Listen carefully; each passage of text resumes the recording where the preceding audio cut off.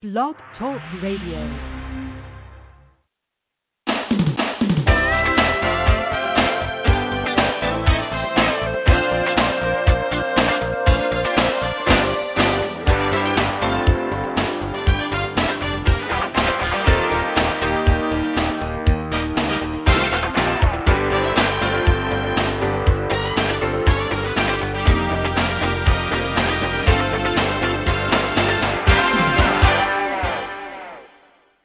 I'm your host, Davida Shinsky, and you're listening to Live Without Limits. Today, we have a guest called Laurie LaMantia, and she's an entrepreneurship professor and business owner. And she's the author of the book, Effortless Wealth, an Investment Guide. So today what we're going to do is talk about entrepreneurship and how it plays into health and wealth. And so the first thing that I'm going to ask her is, how did you come into or get started as an entrepreneur? Hi, Davina. Thanks for having me. I really appreciate it. My dad owned an injection molding business when I was a kid, and we've just been entrepreneurs our whole lives. I've worked in the business. I've watched him create business. And then I went and worked for a big company. But even in the big company, I had that entrepreneurial zeal. And we ended up helping start internal, they call them entrepreneuring businesses. And I worked at Bell Laboratories, AT&T, and we started internal businesses that we spun off. Part of that process was coming up with a business plan, understanding how to go about planning for a business. And as we did that, I just really always loved the idea of building, creating, and then making money from the cash flows that come from becoming an entrepreneur. And it was through my work at Lucent when we created this entrepreneurial company that helped foster innovation. I met one of the professors at DePaul, and we started working together, and I was able to start teaching entrepreneurship at DePaul University to college seniors, again, helping them think through, how do I go about starting business? How do I think about myself as a business owner, as a creator of something that could turn into something that I could sell or get a serious income from, and it takes a lot of hard work. Entrepreneurship is not for the faint of heart, but it's incredibly rewarding.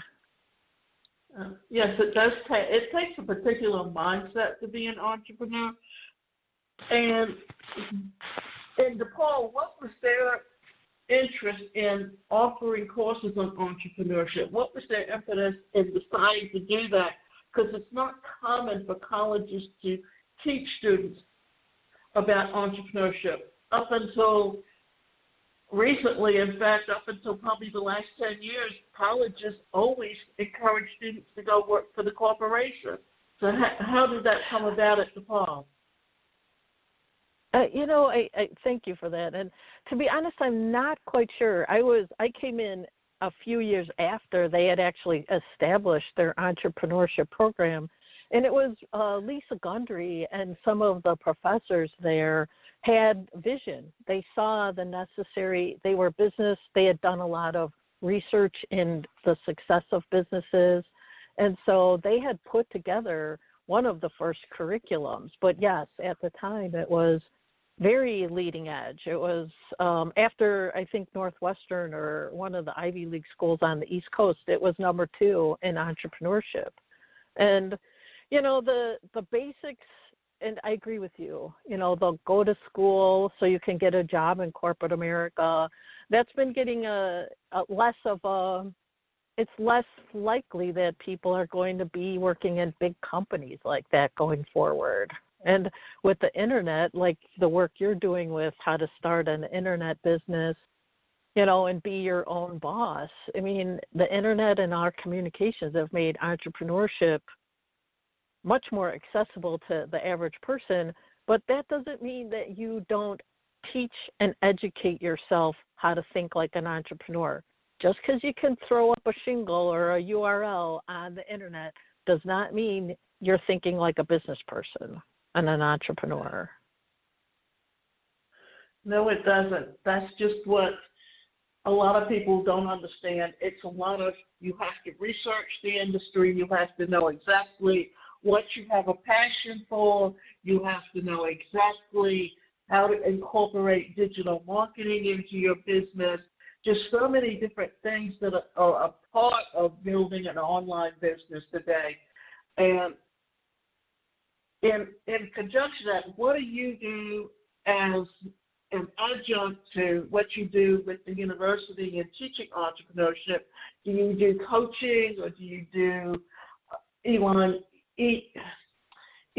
courses, or how else are you incorporating what you currently do with DePaul and to create multiple streams of income for yourself? Well, currently I own a manufacturing business, so I spend a significant amount of my time doing the things that we're talking about, creating revenue streams, selling, marketing, trying to use the capabilities that are available to us to use Google AdWords, anything that'll help draw business to us. And, and I guess the key piece is learning how to be a niche marketer. It's understanding who your customer is and what their need is and what niche, because it's one thing to say, well, I'm going to do self-help. That's a giant umbrella. But there's, niches under that, like help with losing weight. Okay. Go deeper and deeper and narrower so that you can speak directly exactly to that niche. And so along those lines, the niche that I've been working with is wealth investing. I think for me, for Effortless Wealth, when I wrote the book, I really felt that people didn't have a wealth mindset. And entrepreneurs have to think, one of my students a long time ago said, my dad is an eternal optimist. He's a business owner, and you have to be able to manage your mind and direct your focus to the things you want to create while still paying attention to all the other niggly things that come into being. The day-to-day things that pop up that seem important but aren't, the thing that's going to bring you revenue and success and customers. So entrepreneurship and being an entrepreneur, you're constantly out there at, connected to your goal at the leading edge of what you want to create while still dealing with the day-to-day grind of what should I do with this, and this email came in, and it's being able to juggle a lot of balls. You mentioned you have a manufacturing company, and if I was starting a business and I wanted to come to you and ask you to do drop shipping with you, where I would put up my website and sell your products, how would you work with someone as a drop shipper? So, I think the way I would ask them is what skills do they have? What can, it's always what can you do for me, right? So how can you help me and how can I help you? So I need you to understand what my product is, who my customer is, but I'd also want to understand what you could bring to this. Do you have special capabilities? Do you have a warehouse? So I'd be looking to understand what your business model is and see if my business can benefit from your business model. What types I think of you're products asking do it you from the other manufacture? perspective. We actually manufacture chemicals that get shipped out in 55-gallon drums. So we actually use a lot of freight companies and UPS and things like that. For our particular company. So then what you would be looking for if you're not specifically a drop shipper, as you would probably be looking for a reseller or someone that has contacts within a specific industry that could use your products? Yes, we have distributors all over the country, so they have contacts in particular industries. Or, in fact, I just got off the phone before I got on the phone with you with a distributor who, and this is a fascinating business. They provide, they're like a consolidator. So companies like me or General Electric or big giant companies, they have companies that they work with that house all their technical data, or that they have them do the chemical purchasing for that particular facility. So this is what's cool about entrepreneurship, right? Is every business, when you dig into it, there's little teeny micro businesses within the big business. And that's the niche that we were just talking about. So if somebody's out there and they're like, oh, I want to start my own business. Sometimes the business that you're working in right now has so many micro niches of things that you know how to do that you could turn into your own business. You don't have to just go out into the big world with no information. Take the business you're in now and say, what could I provide? Like you're saying, Davida, what could I provide to this company that they need that they don't have the time to do or they can't do really well? That's a really good place to start. And when we were teaching it, when I was teaching at DePaul, we would always say, hey, if you love real estate, go get a job working with a real estater. If you love manufacturing cars, let's say you love working with cars, go get a job in the industry so you can learn on their dime. And they're going to teach you. You're going to see so much before you dive out and try and do it on your own. There is a lot of, like you were saying, research. And research can be done in not just on the internet, but in the real world that you live in right now with wherever you're at. Yeah, and I understand what you're saying, and I see you're talking about, research. And it's so funny because I'm actually on a site for Quora where they pay people to ask questions, and you would be surprised how many people that will sit there and ask questions about drop shipping, or instead of going out and doing their own research and trying to figure out what it is that they really have a passion for, and start them, and look for it themselves, because what someone can give you an answer on a platform may not apply to you to begin with. And then they will ask about TikTok, and they will ask, and how do you make money on this? And it takes hard work. Nothing that you start is going to be successful if you don't put in the hard work. Now, with your physical business, how do you incorporate the internet and using websites or sales funnels or content marketing to market your product? Pretty much the internet is everything. At least initially, you have to, we use Google AdWords, we use our website, we use internet search, we use a lot of word of mouth, cold calling, but the internet, as far as advertising goes, is the place to be, and for ours, because we're a business to business, we're not a business to consumer. They call it B2B or C2B. We're a B2B business, so we have to do trade shows, and we have to, in the old days. Now in the new days, it's all on, no one's traveling anywhere. So it's like people are experiencing. There's Zoom training, video editing, a lot of YouTubing. Between YouTube, Instagram, Google, and your website, you're doing great. If you can get a little something on every one of those platforms with a very targeted message that you feel really confident with, you don't need a lot of customers. You just need a lot of good customers that you cultivate, nurture, and, let them know I value you. And the thing about the internet is everybody wants to be anonymous, but being able to be someone that people trust and that they believe in your products and they believe in you leads to a lot of good, likes and referrals.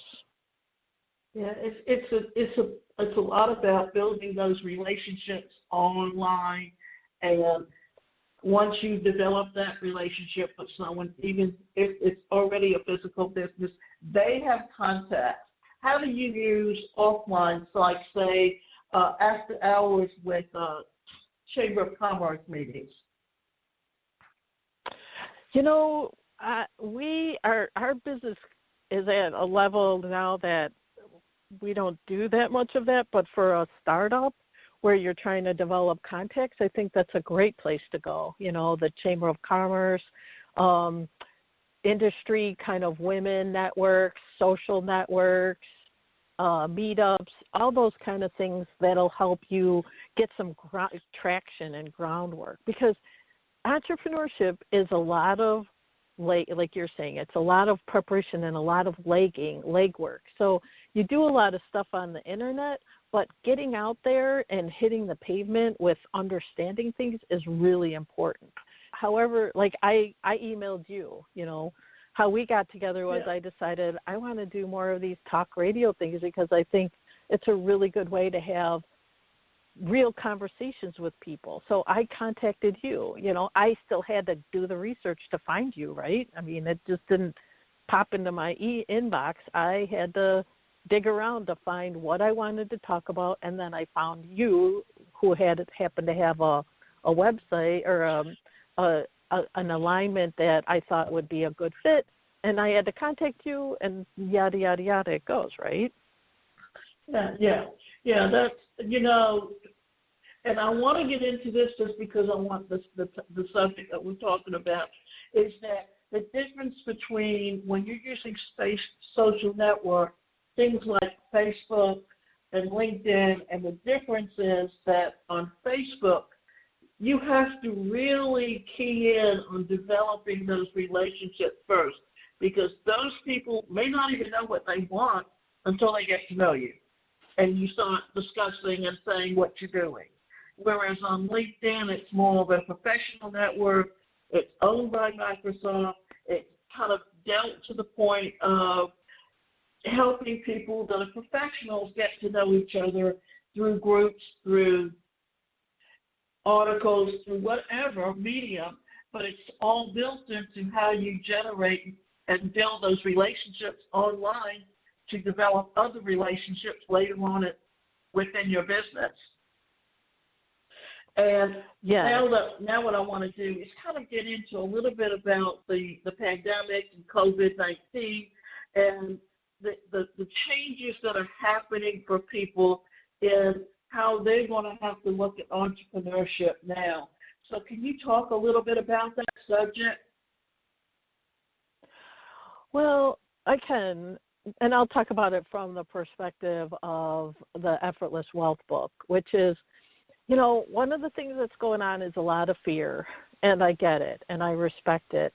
And part of the message of the Effortless Wealth book is that you are a powerful creator, and you are a creator through how you invest your energy. And so when we first started talking, you and Davida and I, the thing that I think is really important is if you're going to become an entrepreneur, don't become an entrepreneur necessarily out of fear. I know fear is a motivator, but once you need to turn that, what am I afraid of, and start investing your energy in what do I want to create. And I think a lot of people are going to jump into businesses and to deal with the fear of COVID, which isn't a bad motivator. It's just I would be so much more excited to say, I never want to be in this position anymore, and this is what I'm going to do instead.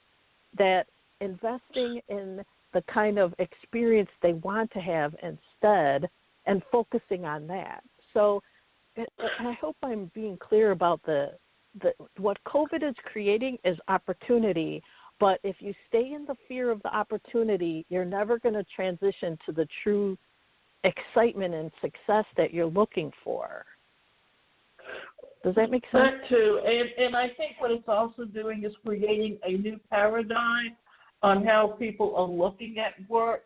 For instance, podcasting actually it was in its infancy in 2006 and 2007, about the time that I got into it, and it was just called internet radio, and now it is called podcasting, and everyone and their brother are in it, and they're all teaching courses on how to do podcasting. And it's really nothing more than getting on a phone or opening up Zoom and creating a dialogue for a certain amount of time, and then either getting it on like I use Blog Talk Radio, or it can be on Spreaker, or it can be on iTunes, and all it is it's a way to reach people. You can even go onto YouTube and post your video or your podcast on YouTube, where people can have the opportunity to hear you and get to know you. Right, and get to know that you know something. Yeah, get to know that you become known as the authority on the subject, and therefore it kind of helps you to reach that audience who needs your services. Exactly. Right. Yeah. I'm just going to throw up some information and develop yourself into somebody that has a skill or an understanding or a depth of knowledge in a particular area that people go, hey, I'm going to go and listen to them because they know. I trust them, and they have done the hard work of learning it, and I want to learn from them. That means you are understanding yourself. And that's why I keep talking. I want to really be clear about that. You're investing in yourself. You're investing in a knowledge base. You're investing in the success of your business by becoming someone who understands your business better than anybody out there. That you have that 30-second elevator speech when you meet someone, and you can tell them exactly what you do and who they are and how to build that relationship better.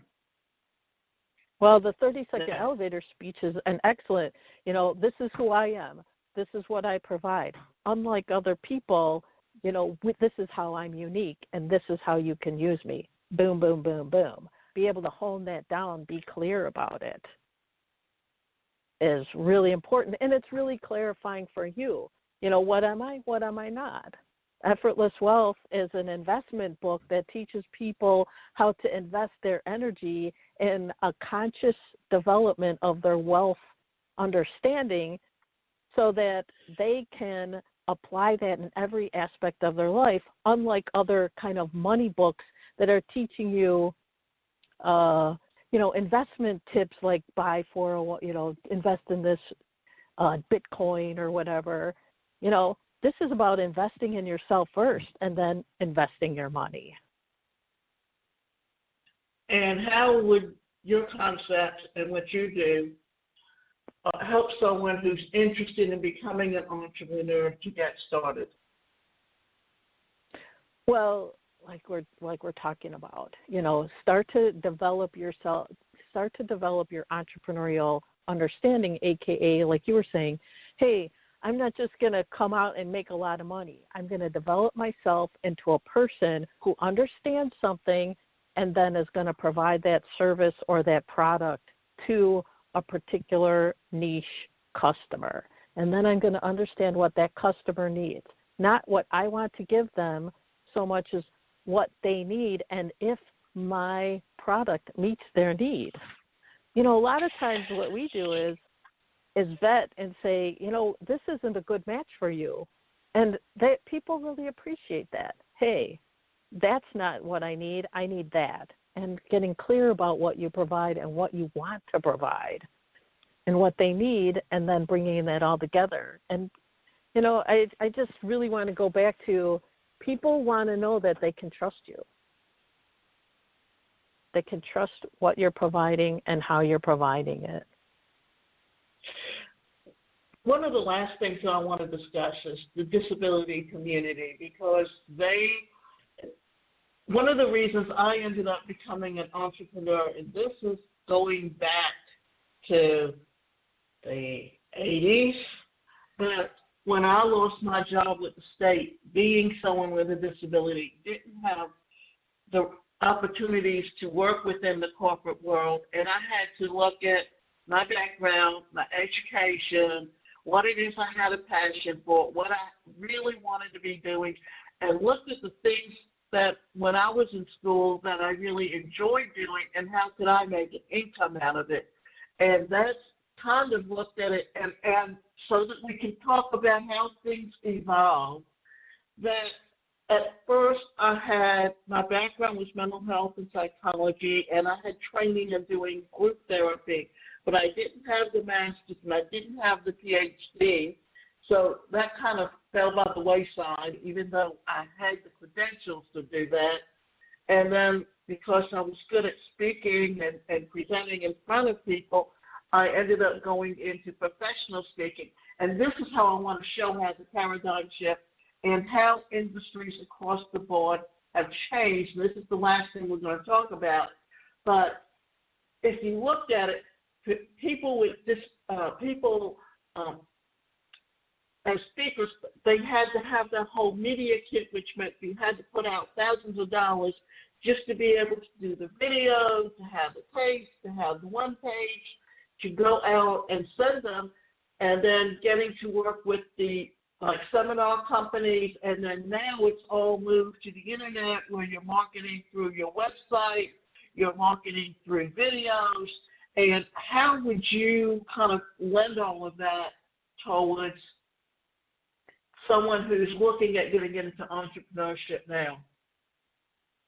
Well, I think you're right. Things have changed dramatically since the days when pre-internet.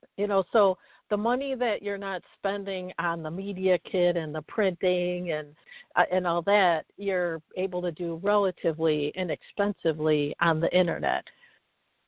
So the cost of money going into that has shifted into, now you've got an internet full of of noise, let's say, and people are trying to figure out, how do I sift through that noise? And so as an entrepreneur, you're digging deep and saying, like you said, with passion, I felt, you can talk to the disability community in a way that possibly other people can't.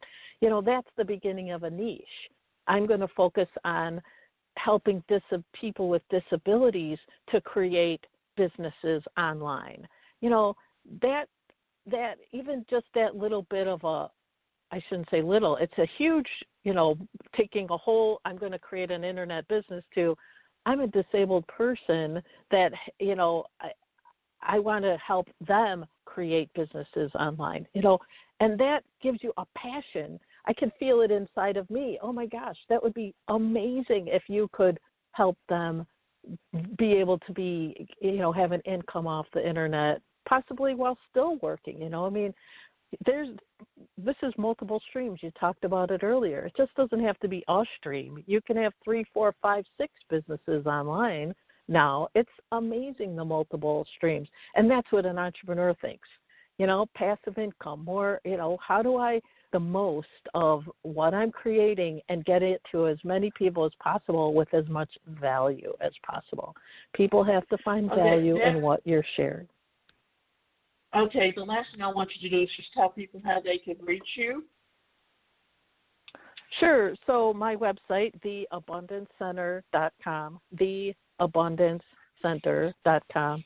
I've got a blog on there, but you can buy the book on Amazon, Effortless Wealth, by Laurie, LaMantia. And there you can contact me, read the blog. That's probably the best way to get directly to me. And David, I really appreciate you letting me come on, and I love talking entrepreneurship, so this is amazing. And I think you are doing a great thing by helping people think about, I too can be an entrepreneur online. And, what used to not be available to me is completely available.